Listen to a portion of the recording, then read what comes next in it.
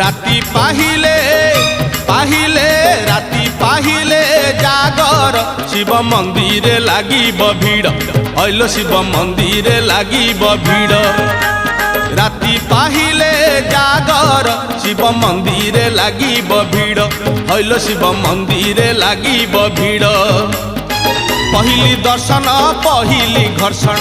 पहिली दर्शन पहिली घर्षण पहिली पंडा पहिली धंडा पहिली भोग पहिली जोग पहिली भगत बड़ राति पाहिले